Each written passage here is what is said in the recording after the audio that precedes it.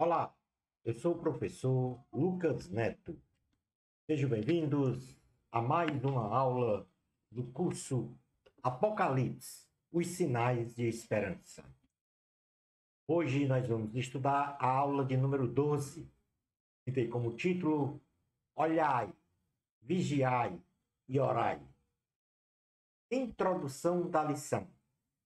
A palavra de Deus diz que para a volta do Senhor Jesus, devemos estar na condição de nosso corpo, alma e espírito irrepreensíveis.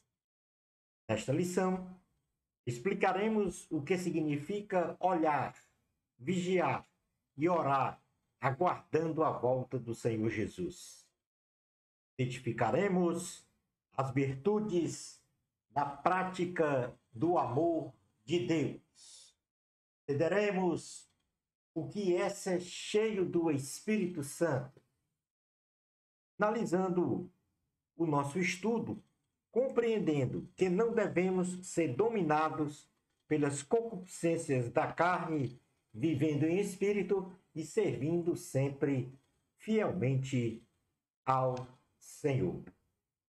A partir deste momento, nesta aula, número 12, olhai, vigiai e orai, depois de termos estudado as coisas que há de suceder, que foram os eventos escatológicos, e também, depois de estudarmos as cartas às igrejas, às 7 igrejas do Apocalipse, agora nós vamos estudar exatamente a condição que devemos estar do ponto de vista espiritual para a volta do Senhor Jesus.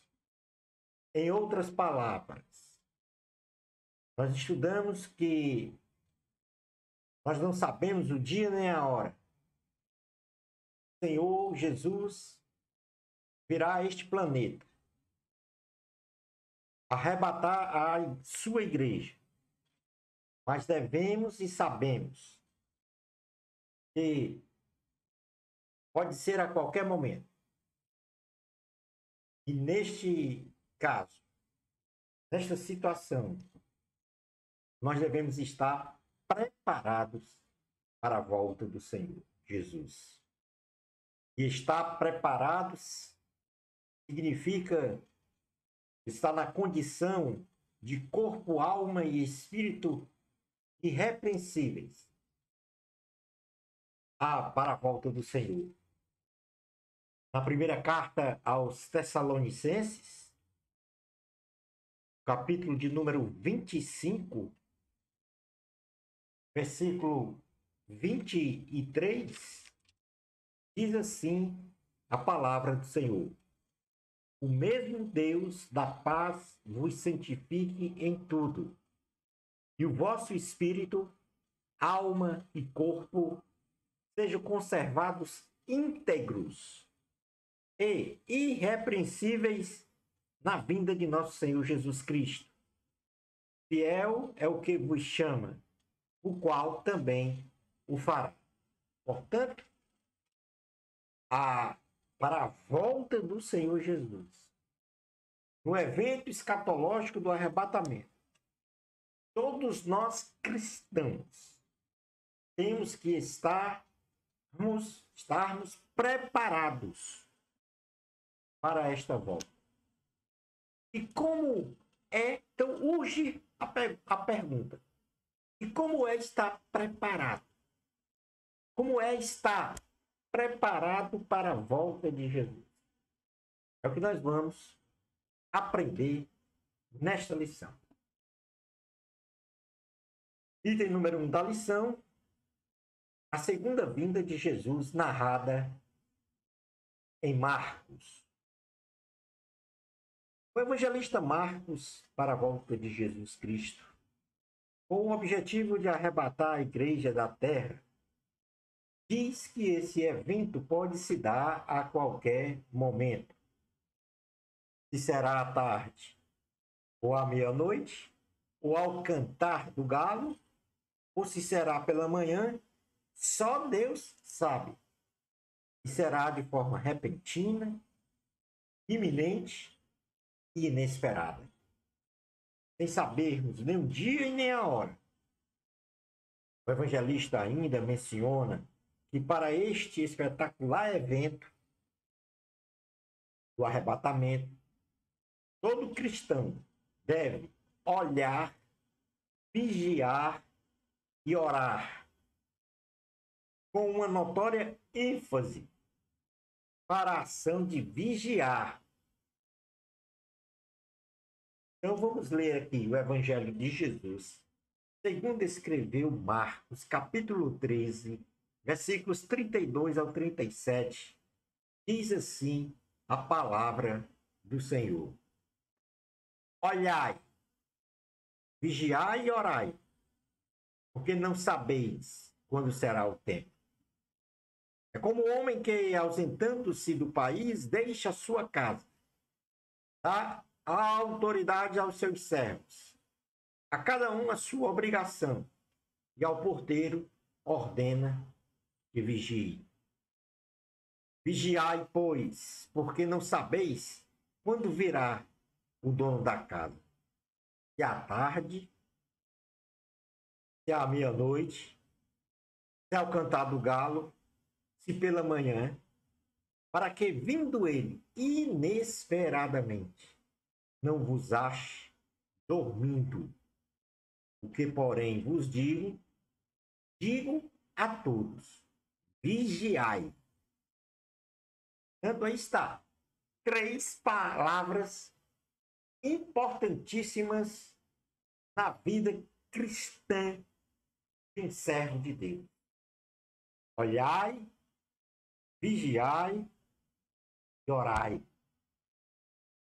Logo, que significados tem o olhar, o vigiar e orar frente a esta circunstância da volta de Cristo? Então, como já mencionamos, a volta de Jesus para o arrebatamento poderá ser ou se dar a qualquer momento. Será de forma repentina e inesperada. Todo cristão, para a volta de Jesus, deve olhar, vigiar e orar. E agora, surge a pergunta: quais são os significados de olhar, vigiar e orar frente a esta circunstância da volta de Cristo? Nós vamos responder a partir de agora. O Senhor Jesus mencionou todos os sinais para a proximidade da sua segunda volta. Nós já estudamos essa lição, os sinais da volta de Jesus. E esses sinais que ele mencionou foi o aparecimento de falsos cristos, a perseguição aos cristãos, recapitulando o que nós já estudamos, o aparecimento de falsos profetas, a pregação do Evangelho de Cristo em todo o mundo, a apostasia da fé, o ensino da doutrina de demônios, a degradação total das relações sociais, a multiplicação das iniquidades, a falta de amor, fomes, pestes, pandemias, epidemias no mundo, terremotos, sinais estranhos do céu e coisas espantosas, guerra, revoluções, conflitos entre as nações e o desenvolvimento da ciência. Todos esses sinais estão aí, presentes, com mais intensidade em nossos dias. Então, próximo está a volta do Senhor Jesus. Logo, nós devemos estar atentos aos acontecimentos de nosso tempo, tendo cuidado de realizar uma leitura dos fatos com um olhar crítico e apurado com relação à proximidade da vinda de Jesus, bem como as ameaças dos valores mundanos à nossa fé. Porém, a despeito do desenrolar e cumprimento destes sinais e ameaças, o nosso olhar deve estar centrado em 3 pontos principais, a saber, primeiro, nós temos que olhar para o autor e consumador da nossa fé, Senhor Jesus, o qual devemos imitar, pois ele foi perseverante em meio às provações, especialmente quando ele sofreu a humilhação na cruz, em nosso lugar. Entretanto, suportou com perseverança seu sofrimento para nos salvar. E assim nós também devemos enfrentar as ameaças à nossa fé sem desmaiar a nossa alma. Então, vivemos num momento de grandes tribulações. Jesus disse que no mundo nós teremos aflições, mas que também nós temos que ter bom ânimo, porque ele venceu o mundo. E nós devemos, então, olhar sempre para o autor da nossa fé e imitá-lo. Ser igual a Jesus, imagem e semelhança dele. O mesmo caráter.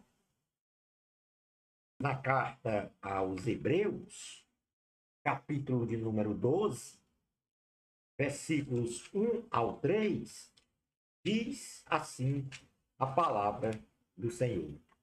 Portanto, também nós, visto que temos a rodear-nos tão grande nuvem de testemunhas, desembaraçando-nos de todo o peso e do pecado que tenazmente nos assedia, corramos com perseverança a carreira que nos está proposta, olhando firmemente para o autor e consumador da fé, Jesus, o qual, em troca da alegria que lhe estava proposta, suportou a cruz, não fazendo caso de ignomínia, e está sentado à destra do trono de Deus. Considerai, pois, atentamente aquele que suportou tamanha oposição dos pecadores contra si mesmo, para que não vos fatigueis, desmaiando em vossa alma. Então, olhai para Jesus. É ele o autor da nossa fé. Segundo, olhar. Não olhar para trás. Significa não desanimar, achando que não vale a pena ser cristão, demonstrando sempre firmeza na fé. Porque ao olharmos sempre para o Senhor, autor da nossa fé, nós teremos a garantia da salvação. Não olhe para trás. O evangelista Lucas, no capítulo de número 9 do livro, versículos 61 e 62, diz o seguinte: outro lhe disse: Servi-te-ei, Senhor, mas deixa-me primeiro despedir-me dos de casa. Mas Jesus lhe replicou: ninguém que, tendo posto a mão no arado, olha para trás, é apto para o reino de Deus. Eu vou repetir aqui, versículo 62. Mas Jesus lhe replicou: ninguém que, tendo posto a mão no arado, olha para trás, é apto para o reino de Deus. Portanto, se nós abraçamos a fé em Jesus Cristo, não podemos retroceder. Não podemos olhar para trás, para a nossa vida preguiça, achando que é melhor, o que foi melhor. Não, temos que olhar para frente. Temos que olhar para o autor e consumador da nossa fé. Isaías, no capítulo de número 45, o profeta messiânico, no versículo 22 ao 25, diz assim: olhai para mim e sede salvos, vós, todos os limites da terra, porque eu sou Deus e não há outro. Eu vou repetir esse versículo 22, que ele é muito forte. Olhai para mim, sede salvos, vós, todos os limites da terra, porque eu sou Deus e não há outro. Por mim mesmo tenho jurado, da minha boca saiu o que é justo, e a minha palavra não tornará atrás. Diante de mim se dobrará todo o joelho e jurará toda língua. De mim se dirá, tão somente no Senhor há justiça e força. Até ele virão e serão envergonhados todos os que se irritarem contra ele. Mas no Senhor será justificada toda a descendência de Israel, e nele se gloriará. Olhai para mim e sede salvos. O nosso terceiro olhar, em toda e qualquer circunstância, não é olhar para a dificuldade, se centrar na dificuldade, se centrar nos obstáculos, deixar-se cegar pelos obstáculos, pelos problemas. Não, nós temos que olhar para cima. A solução e a redenção é em Cristo. Não há como você deixar de olhar para cima. Não se centre nos problemas. Não deixe que os problemas lhe envolvam, de modo que você perca a sua fé, de modo que você seja induzido a olhar para trás, de modo que você não possa mais olhar para o autor e consumador da nossa fé. Olhe sempre para cima. No Evangelho de Jesus, segundo escreveu Lucas no capítulo de número 21, versículos 25 ao 28, ele diz o seguinte, esta gloriosa palavra do Senhor: haverá sinais no sol, a lua e nas estrelas sobre a terra, angústia entre as nações, em perplexidade, por causa do bramido do mar e das ondas. Haverá homens que desmaiarão de terror e pela expectativa das coisas que sobrevirão ao mundo, pois os poderes dos céus serão abalados. Então se verá o Filho do Homem, vindo numa nuvem com poder e grande glória. Ora, ao começarem essas coisas a suceder, exultai e erguei a vossa cabeça. Ou seja, olhai para cima, que a vossa redenção se aproxima. Aí está o significado de olhar. Olhai. E só o evangelista Marcos fala sobre isso. Vejamos agora o que significa vigiar, segundo a palavra do Senhor Jesus. Primeira ordem, olhai. A segunda, vigiai. Neste contexto da segunda vinda de Cristo, vigiar significa manter a nossa conduta moral de forma irrepreensível. Viver uma vida espiritual autêntica, verdadeira, sem remendos de religiosidade. Devemos ser genuínos, proclamar sempre a verdade e demonstrar inteira fidelidade ao Senhor Jesus, nos santificando, para sermos santos, salvos. Na primeira carta aos Tessalonicenses, carta escrita pelo apóstolo Paulo, o capítulo de número 5, versículos 1 a 11, diz assim: Irmãos, relativamente aos tempos e às épocas, não há necessidade de que eu vos escreva, pois vós mesmos estáis integrados com precisão que o dia do Senhor vem como ladrão de noite. Quando andarem dizendo paz e segurança, eis que lhes sobrevirá repentina destruição. Como vêm as dores de parto, há que está para dar à luz, e de nenhum modo escapará. Mas vós, irmãos, não estáis em trevas, para que esse dia, como ladrão, vos apanhe de surpresa. Porquanto vós todos sois filhos da luz, filhos do dia.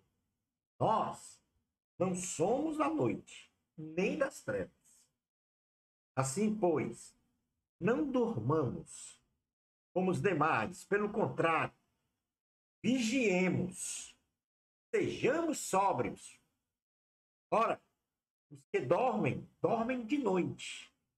Os que se embriagam, é de noite que se embriagam. Nós, porém, que somos do dia, sejamos sóbrios, revestindo-nos da couraça da fé e do amor, e tomando como capacete a esperança da salvação. Porque Deus não nos destinou para a ira, mas para alcançar a salvação mediante nosso Senhor Jesus Cristo, que morreu por nós, para que, quer vigiemos, quer durmamos, vivamos em união com Ele.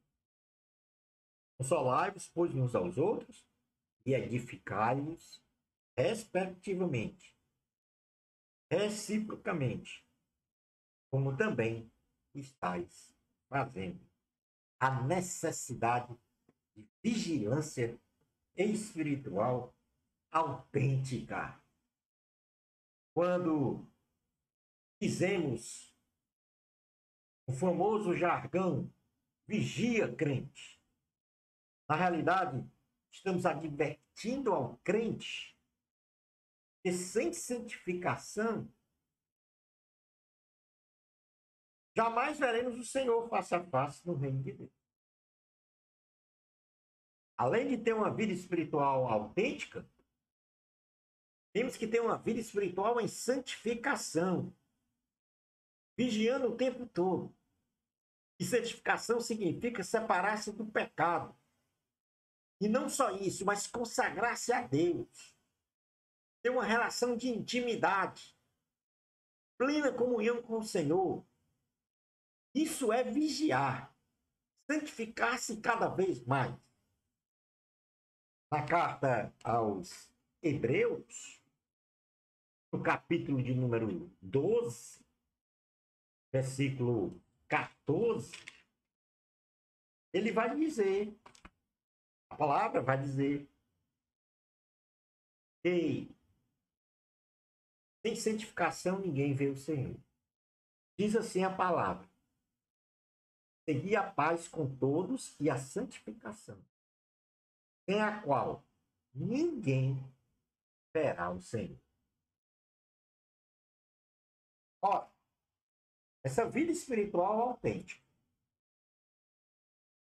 essa vida espiritual genuína, verdadeira, sem remendos de religiosidade, com santificação plena, progressiva, deve ser também permanente em todo o tempo. Pois o diabo, ele busca tragar o maior número de pessoas para o inferno. Especialmente porque o fim de todas as coisas, como nós vimos nas lições anteriores, se aproxima. Ainda que não saibamos nem a hora e nem o dia. Lucas, capítulo de número 21, versículo 36, diz assim a palavra do Senhor. Lucas 21, 36. Vigiai, pois a todo tempo orando, para que possais escapar de todas estas coisas que têm de suceder e estar em pé na presença do Filho do Homem. Mateus, capítulo de número 25, versículo 13, diz assim a palavra: Vigiai, pois, que não sabeis o dia nem a hora.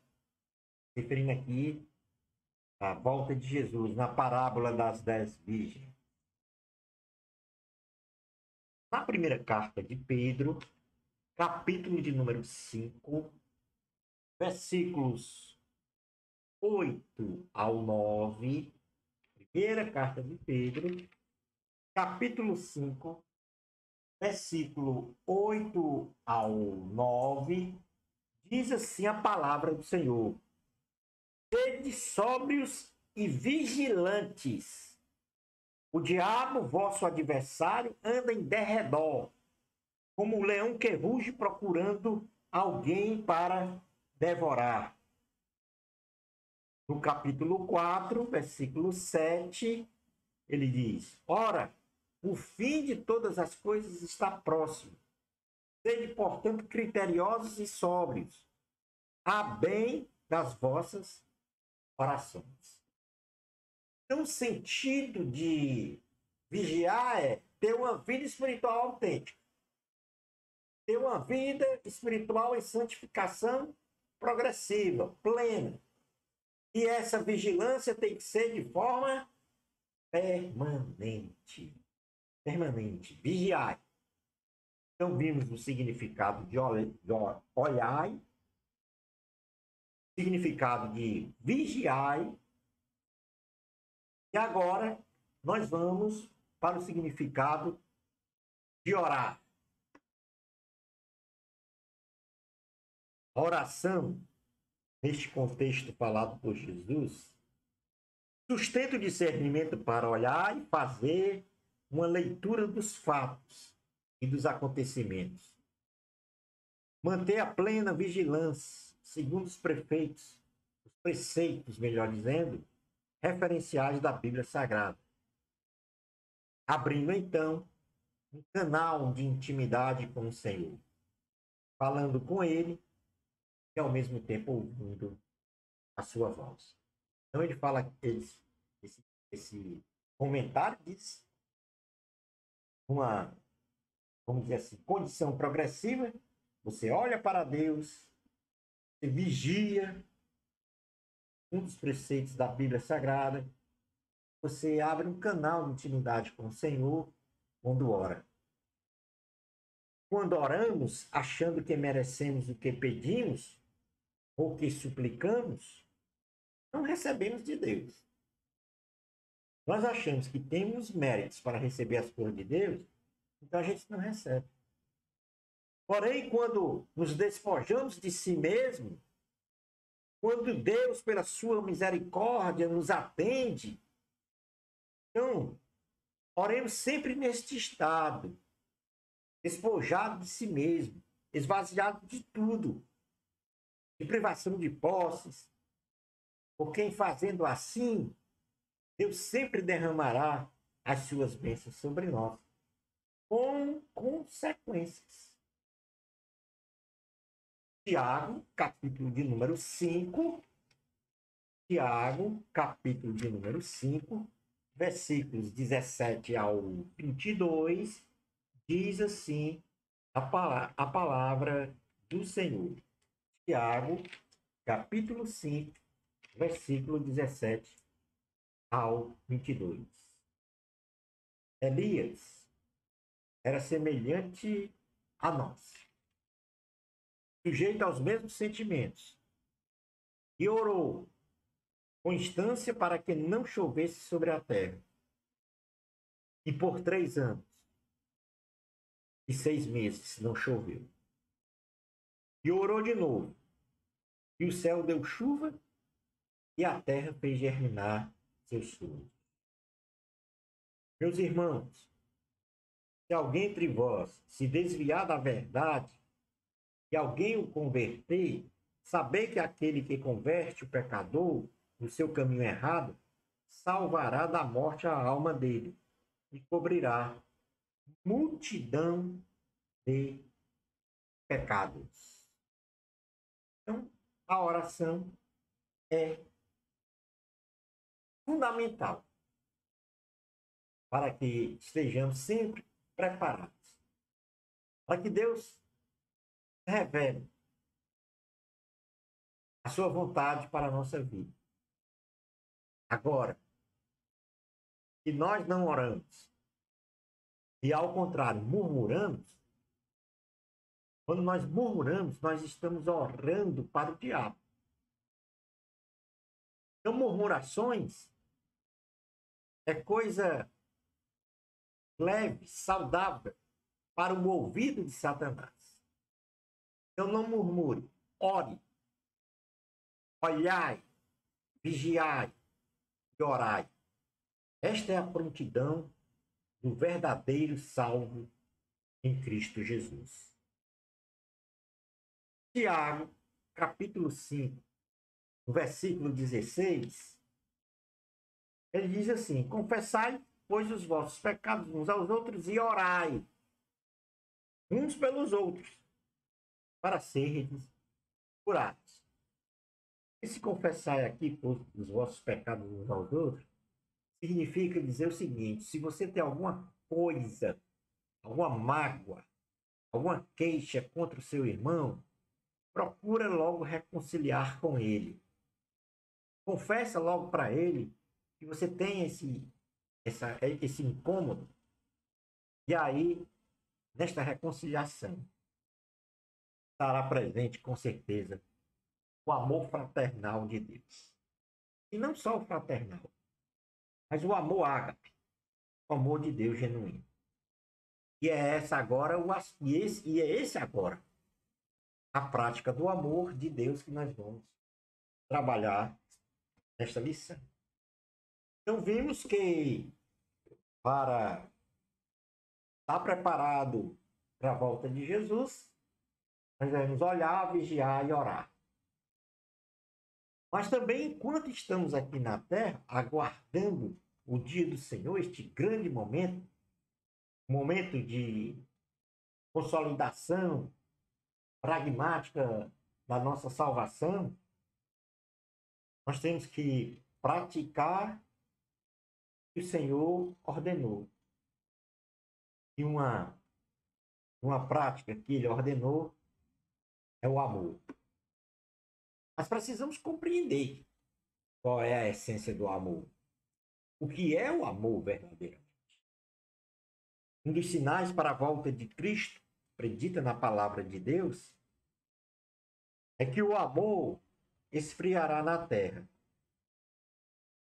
Desta feita, como cristãos, precisamos praticar o amor de Deus para manter viva a chama cristã no meio da humanidade.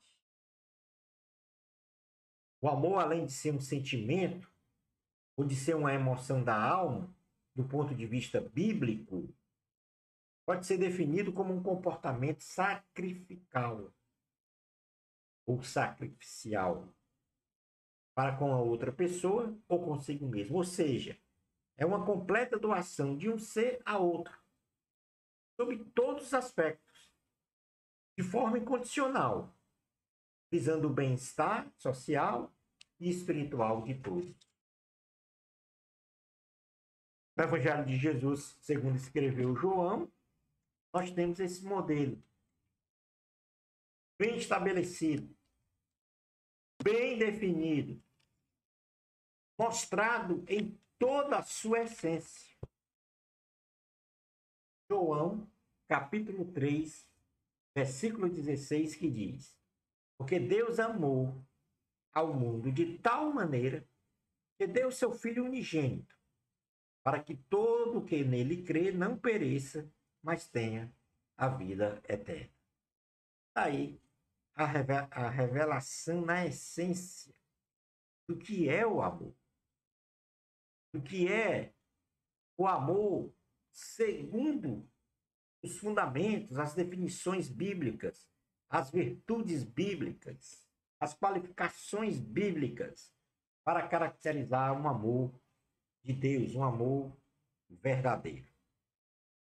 A manifestação do amor ágape de nós para com o próximo não é opcional. Eu só vou amar uma pessoa por opção. Não. A manifestação do amor ágape de nós para com o próximo, na realidade, é uma ordenança do Senhor Jesus. Para isso, devemos ter este amor inundando o nosso coração, segundo o presidir do Espírito Santo em nosso ser, segundo a nossa integral absorção do caráter de Cristo. Na primeira carta do apóstolo João, no capítulo de número 4, versículos de número 7 ao 21, ele registra aqui a essência desse amor de Deus. Ele diz assim: amados, amemo-nos uns aos outros, porque o amor procede de Deus.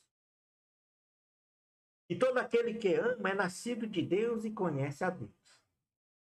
Aquele que não ama não conhece a Deus, pois Deus é amor. Nisto se manifestou o amor de Deus em nós, em haver Deus enviado o seu Filho unigênito ao mundo, para vivermos por meio dele. Nisto consiste o amor. Não em que nós tenhamos amado a Deus, mas em que ele nos amou e enviou o seu Filho como propiciação pelos nossos pecados. Amados, Deus de tal maneira nos amou, devemos nós também amar uns aos outros. Ninguém jamais viu a Deus. Se amarmos uns aos outros, Deus permanece em nós e o seu amor é em nós aperfeiçoado. Nisto conhecemos que permanecemos nele e ele em nós, em que nos deu do seu Espírito. E nós temos visto e testemunhamos que o Pai enviou o seu Filho como Salvador do mundo. Aquele que confessar que Jesus é o Filho de Deus, Deus permanece nele e ele em Deus. E nós conhecemos e cremos no amor de Deus, ou no amor que Deus tem por nós. Deus é amor. Aquele que permanece no amor, permanece em Deus, e Deus nele. Nisto é em nós aperfeiçoado o amor, para que, no dia do juízo, mantenhamos confiança. Pois, segundo ele é, também nós somos neste mundo. No amor não existe medo. Antes, o perfeito amor lança fora o medo. Ora, o medo produz tormento.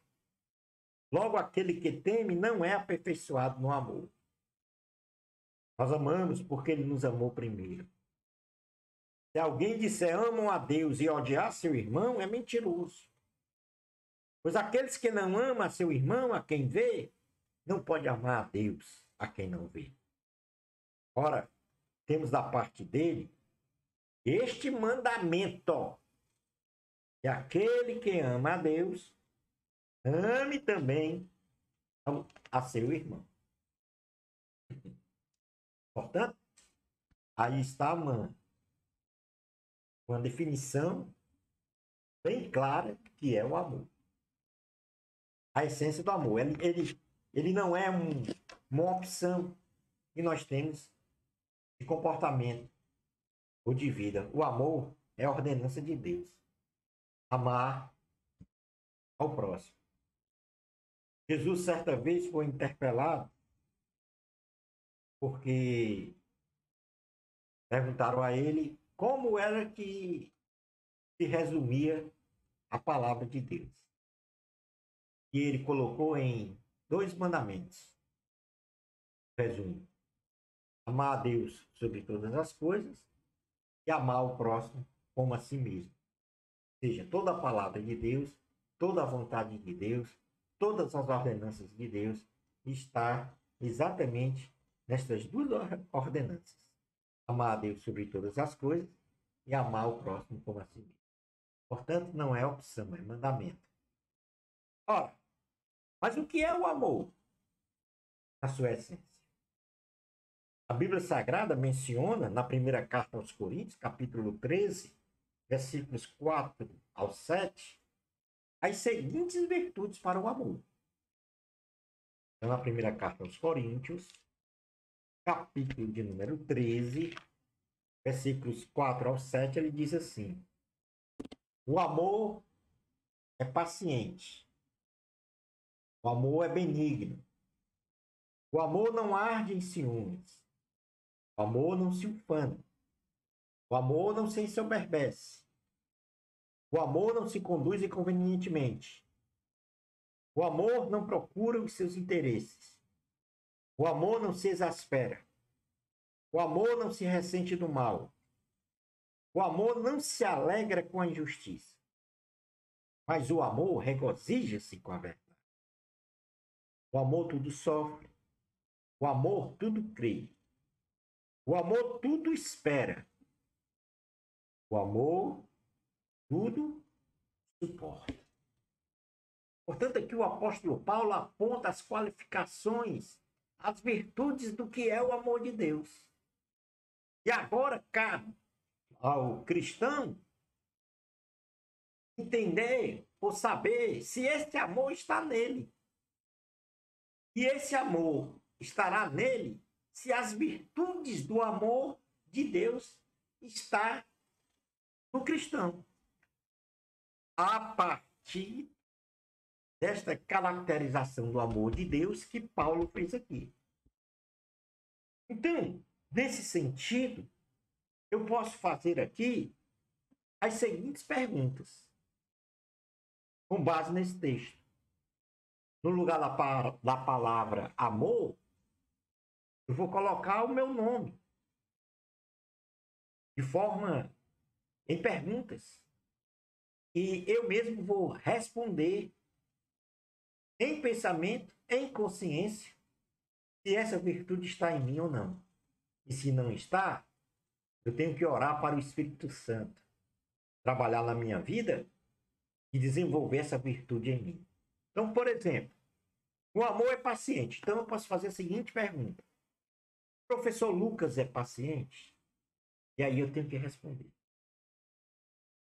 o professor Lucas é benigno? O professor Lucas não arde em ciúmes? O professor Lucas não se ufana? O professor Lucas não se ensoberbece?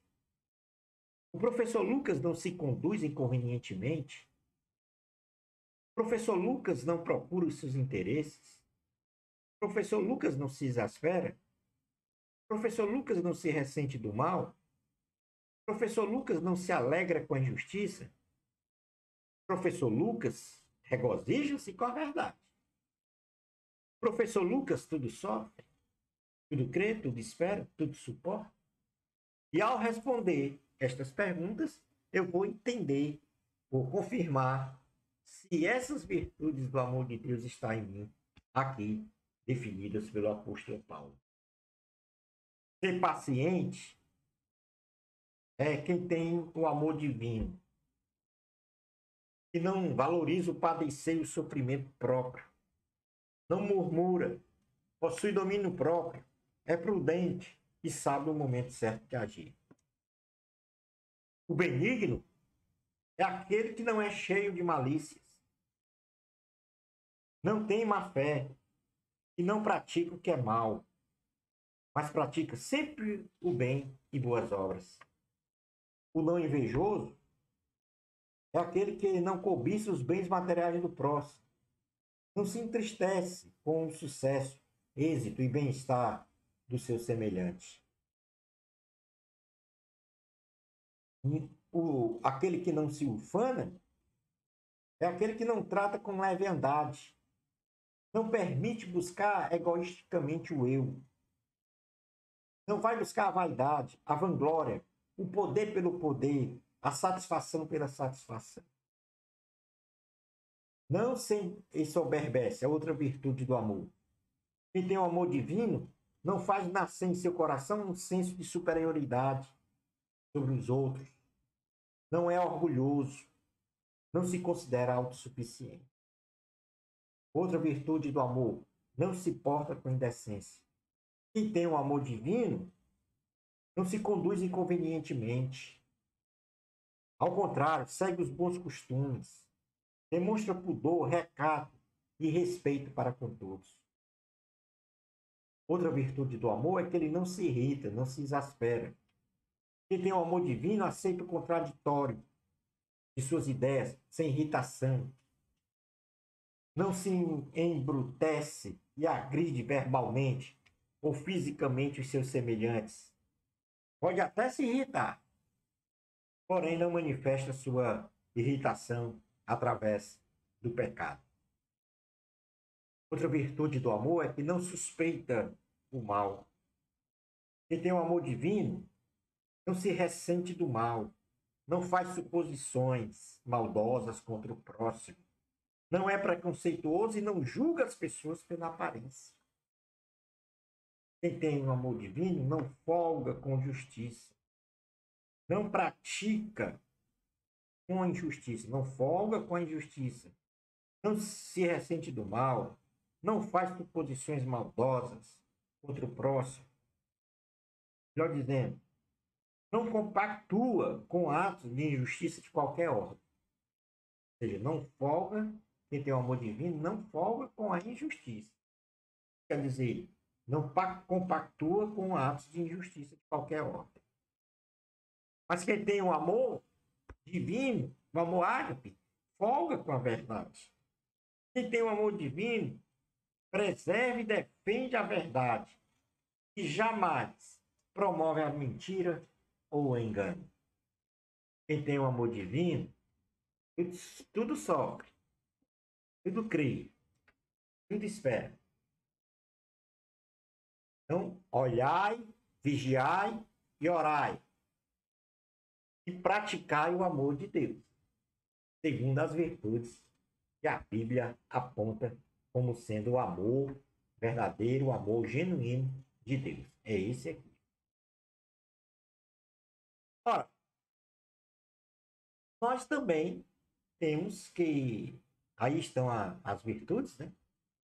Ser paciente, benigno, as virtudes do amor. Ágape. Paciente, benigno, não invejoso, não se ufana, não se ensoberbece, não se porta com indecência, não se irrita, não suporta o mal, não folga com a injustiça, mas folga com a verdade. Esse é o verdadeiro amor ágape. Agora, além de olhar, vigiar e praticar o amor, nós temos que ser cheio do Espírito Santo. Ser cheio do Espírito Santo é compreender, segundo a Bíblia, o que é ser cheio do Espírito.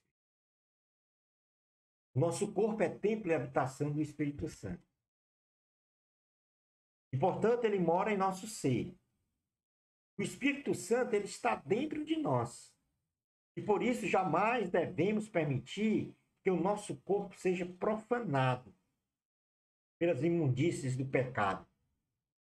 Porque a luz não se mistura com as trevas. Na primeira carta aos Coríntios, capítulo 6, versículo 19 ao 20, diz assim a palavra do Senhor. Acaso não sabeis que o vosso corpo é santuário do Espírito Santo, que está em vós, o qual tendes da parte de Deus e que não sois de vós mesmos? Porque fostes comprados por preço. Agora, pois, glorificai a Deus no vosso corpo. O apóstolo Paulo determina a nos encher do Espírito Santo. Isso está na carta aos Efésios, capítulo 5. E aqui o apóstolo vai definir o que é ser cheio do Espírito Santo. Versículos 15 ao 18, capítulo 5, da carta aos Efésios, versículos 15 ao 18, diz assim: Portanto, vede prudentemente como andais, não como nécios, e sim como sábios, remindo o tempo, porque os dias são maus. Por esta razão, não vos torneis insensatos, mas procurai compreender qual é a vontade do Senhor. E não vos embriagueis com vinho, no qual há dissolução, mas enchei-vos do Espírito. E agora ele vai dizer como é se encher do Espírito. Falando entre vós com salmos, entoando e louvando de coração ao Senhor com hinos e cânticos espirituais, dando sempre graças por tudo a nosso Deus e Pai, em nome do Senhor Jesus Cristo, sujeitando-vos uns aos outros no temor de Cristo. Então, ocorre aqui uma diferença entre ter o Espírito Santo, que nós somos templo e habitação do Espírito Santo, morando em você, ou seja, tem uma diferença entre ter o Espírito Santo morando em nós e ser cheio do Espírito Santo. Então, o que significa ser cheio do Espírito Santo? Quando estamos cheios do Espírito Santo, temos as seguintes virtudes atuando em nós, para a glória do Senhor.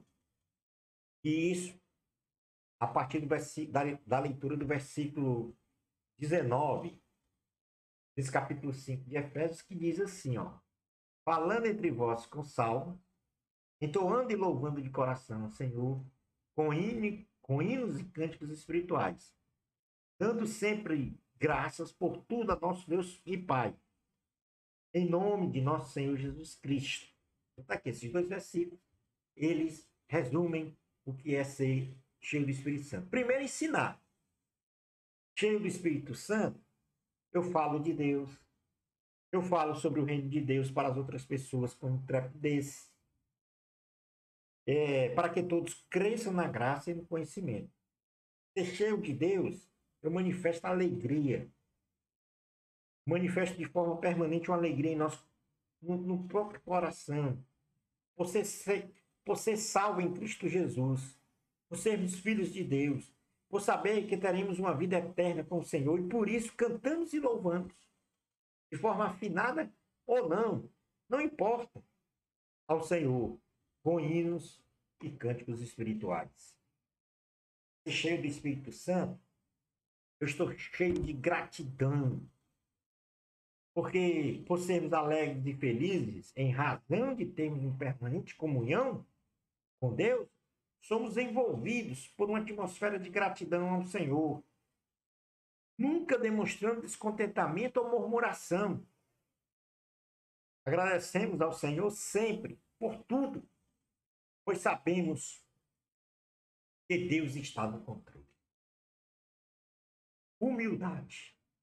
A humildade, em sua essência, não significa ser um coitadinho ou uma pessoa subserviente, mas sim não ter os seus interesses se sobrepondo aos interesses do próximo. Significa compreender que devemos sempre estar prontos para servir. A definição teológica de humildade na Bíblia é servir sempre.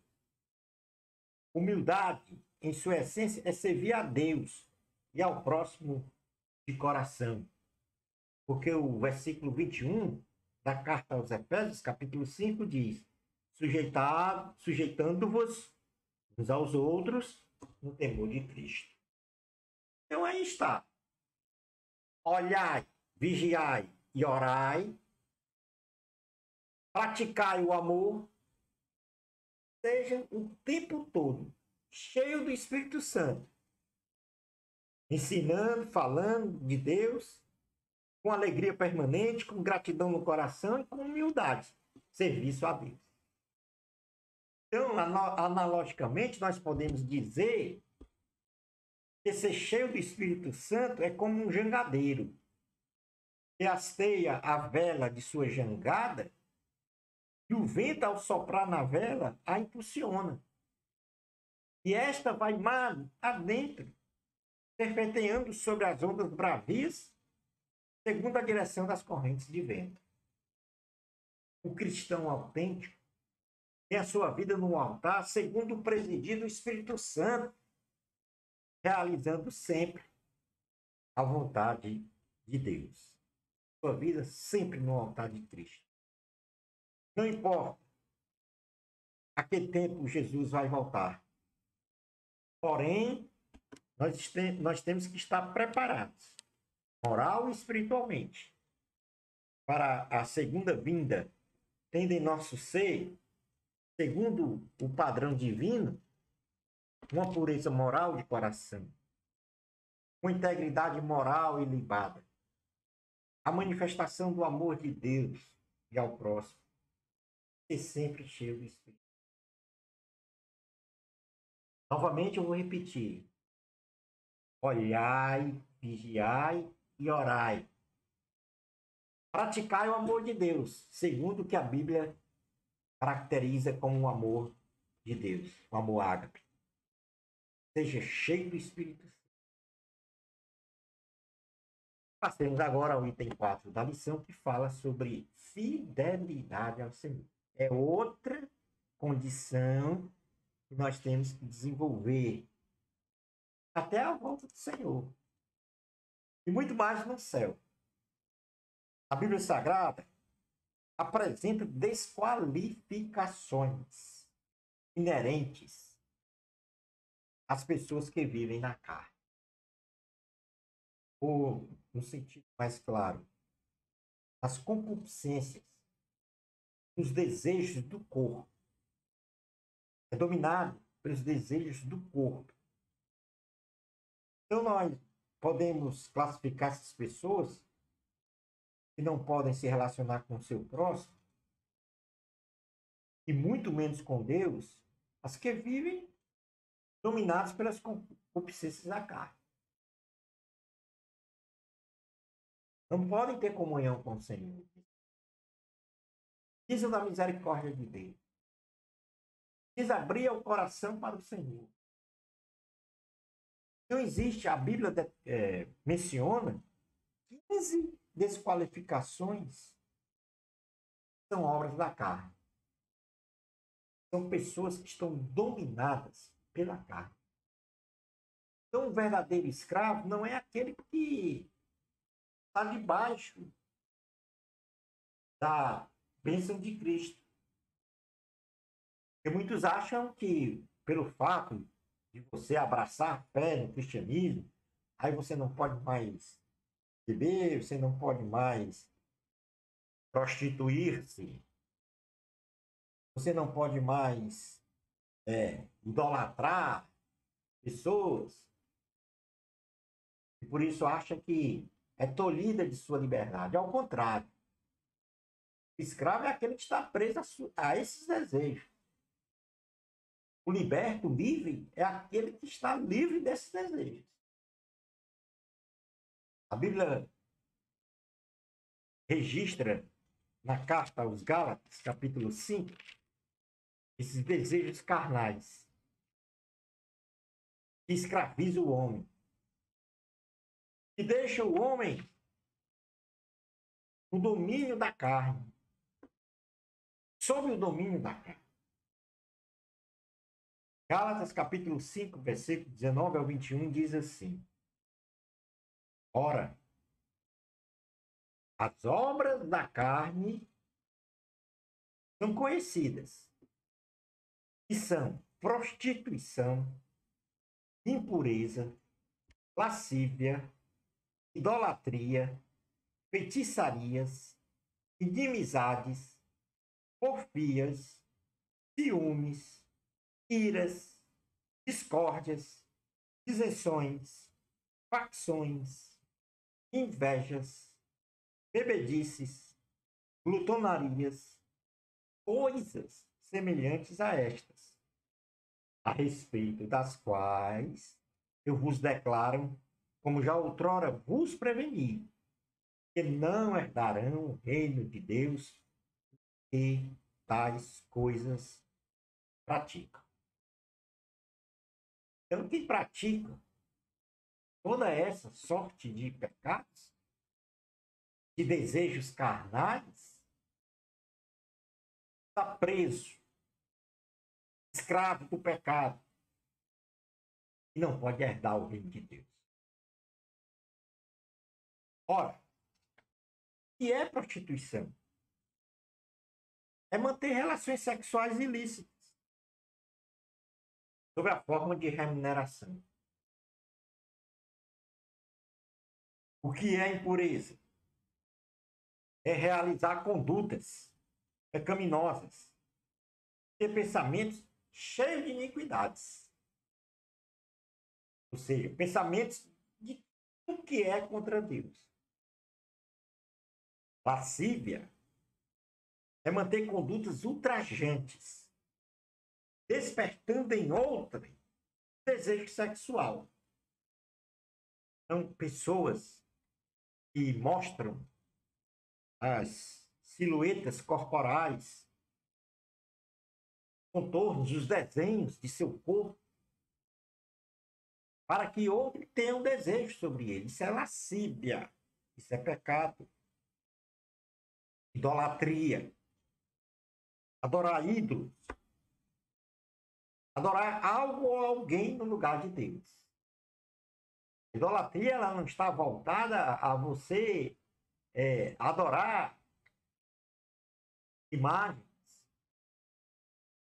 Não, é adorar algo ou alguém. O sentido mesmo teológico de idolatria é você colocar algo ou alguém no seu coração, no lugar de Deus. É arrancar Deus do seu coração e colocar algo ou alguém lá. Por exemplo, o amor ao dinheiro. Ora, feitiçarias é induzir as pessoas a fazer o que não querem através de obras. Bruxaria. A inimizade é sentir ódio ou mal querer alguém. Fomentar o ódio. É fazer o discurso de ódio para criar inimizades. Orgias. Tudo isso são obras da carne. Manter disputa e oposição a alguém sem nenhum motivo. Vai porfiar com alguém. Eu vou manter uma disputa ou uma oposição com aquela pessoa sem nenhum motivo. Nunca me fez mal, mas eu vou porfiar. Ciúmes. É sentir despeito de alguém por possuir um bem ou ter alcançado uma vitória. Iras. É ter o sentimento de raiva de outra pessoa com espírito agressivo. Discórdias. É manter desentendimento permanente por diferenças de pensamento. Disenções. É promover divisões entre as pessoas por diferenças de pensamento. Facções. É promover a formação de grupos de pessoas para causar perturbações no meio social. Invejas. Cobiçar as coisas dos outros ou querer ser melhor do que os outros. Bebedices. Ato de se embriagar com bebidas alcoólicas, perdendo a sensatez. Glutonarias. Ato de comer em demasia, ultrapassando o limite de saciedade. Portanto, aqui nós temos 15 desqualificações que caracterizam as concupiscências da carne, o domínio do corpo sobre a alma. E tudo isso, essas desqualificações promovem danos às pessoas, não só no corpo, na alma, mas também na sua vida espiritual, na sua salvação em Cristo Jesus. Você não pode ter o amor de Deus em si se essas desqualificações habitam no seu ser ou na sua mente. Portanto, nós devemos afastar esse domínio das concupiscências da carne. Como a Bíblia aqui caracteriza muito bem. Então, o que fazer?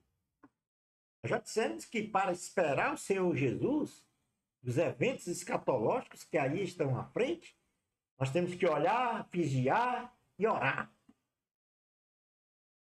Temos que também praticar o amor de Deus, segundo as virtudes desse amor. O apóstolo Paulo indicou na primeira carta aos Coríntios, capítulo 13, versículos 4 ao 7. Vimos também que nós temos que ser cheios do Espírito Santo. Falar de Deus, ter alegria permanente pela salvação, ter gratidão no coração ao Senhor, ser humilde servindo a Deus. E devemos ser fiéis, não se deixando dominar pelas concupiscências da carne, por essas desqualificações que nós registramos, mostramos os registros na Bíblia, definimos de forma bem simples para uma compreensão de que não devemos ser dominados por isso aí. Afaste da sua vida qualquer tipo de desqualificação dessa daí. Porque cada basta uma dessas desqualificações para você se afastar de Deus. Mas o que fazer então? Então nós devemos viver em espírito, não na carne, mas em espírito. E o que é viver em espírito? A Bíblia Sagrada apresenta virtudes ou qualidades inerentes a uma pessoa que vive em espírito, classificando-as como pessoas que podem se relacionar com o seu próximo e com Deus. Estas 9 virtudes estão tipificadas no que nós chamamos fruto do Espírito Santo. Também aqui registrado na carta aos Gálatas, capítulo 5, a partir do versículo 22. Quando ele diz assim: mas o fruto do Espírito é amor, alegria, paz, longanimidade, benignidade, bondade, fidelidade, mansidão, domínio próprio. Contra estas coisas não há lei. E os que são de Cristo Jesus crucificaram a carne com as suas paixões e concupiscências. Então, viver em espírito é você ter o amor que nós já falamos.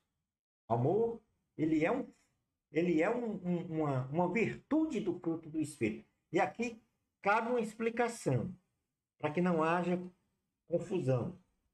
Nós não falamos frutos do Espírito Santo, mas fruto do Espírito Santo. Fica que cada dessas 9 virtudes faz parte de um fruto. No momento em que eu retiro uma dessas virtudes da minha vida, o fruto está incompleto. É como uma laranja, que é dividida em gomos. No momento em que eu tiro um gomo, ela já não é uma laranja completa.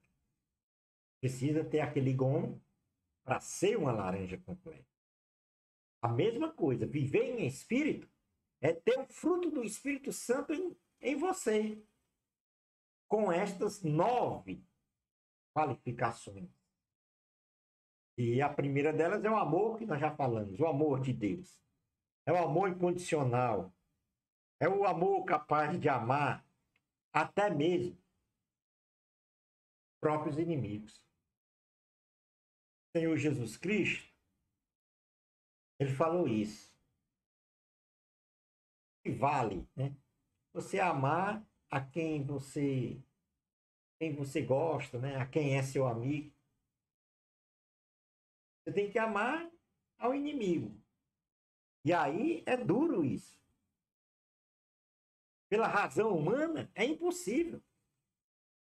Então, para ter essas virtudes do fruto do Espírito Santo em nós, nós precisamos do Espírito Santo trabalhando em nós. E estarmos com os corações abertos. Ter o coração aberto para que o Espírito Santo tenha liberdade de agir, de desenvolver em nós cada virtude dessa. uma outra virtude, do fruto do Espírito Santo, é a alegria.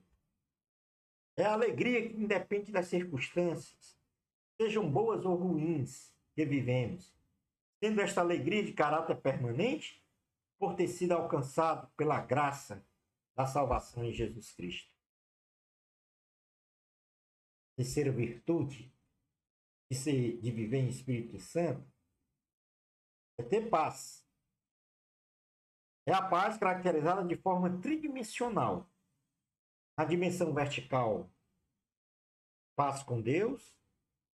Na dimensão horizontal, paz com o próximo. E em profundidade, paz consigo mesmo. Quarta virtude do fruto do Espírito Santo é a paciência. Se reflete na capacidade de suportar as perseguições e compreensões dos outros. Paciência é a longanimidade. Ou seja, a capacidade que eu tenho de resistir àqueles que me perseguem, àqueles que são injustos comigo. Observe que isso, na razão humana, a gente não compreende. Isso só está em nós, essas virtudes aí, essas qualidades, se o Espírito Santo estiver em nós, trabalhando diuturnamente, permanentemente. Benignidade, outra virtude. A quinta. A capacidade de ser gentil para com os outros. Demonstrar delicadeza em todas as ações com relação ao próximo. A sexta virtude é a bondade. É a capacidade de praticar o bem a todos, sem qualquer interesse particular, ou querendo recompensas, ou no sentido de trocas, de tomar lá da cá. A sétima virtude é a fidelidade.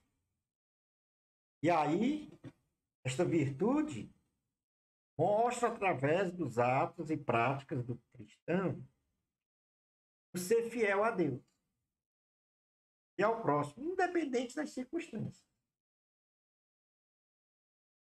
No caso aí, essa virtude, muitos entendem como sendo a fé, mas a fé é no sentido de fidelidade, e não no conceito da fé lá em Hebreus capítulo 11, que diz que a fé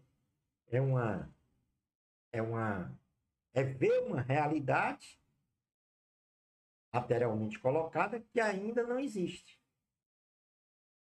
Mas o conceito aqui de fé, como fruto do Espírito Santo, é a fidelidade.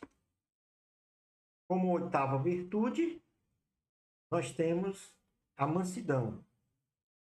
É a virtude que, em meio a verdadeiras situações desagradáveis, de perturbação, a pessoa se mantém serena e pacífica. Veja que todas essas virtudes, elas, de uma certa forma, são contrárias à natureza humana. A natureza humana não tem domínio sobre essas virtudes aí. Elas só funcionam em nós, só estão em nós, se o Espírito Santo estiver trabalhando em nós.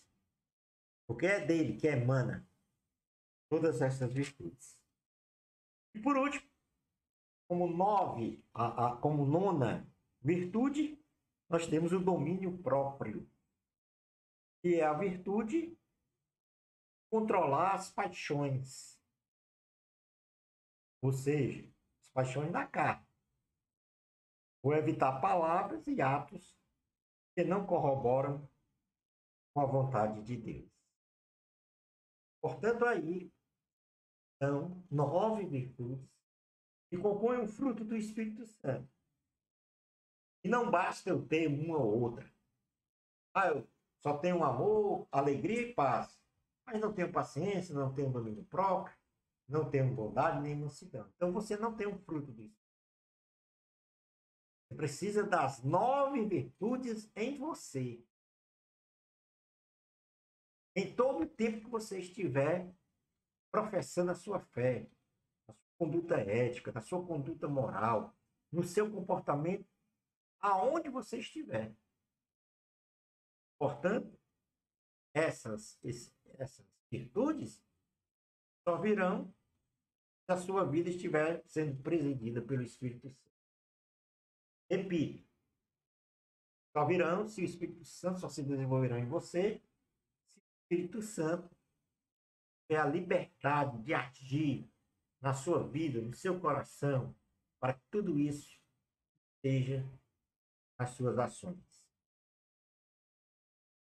Pois muito bem, nós estamos aqui falando sobre, estudando a lição de número 12, e a última lição, né, do Apocalipse, os sinais da esperança, cujo título é Olhai, Vigiai e Orai.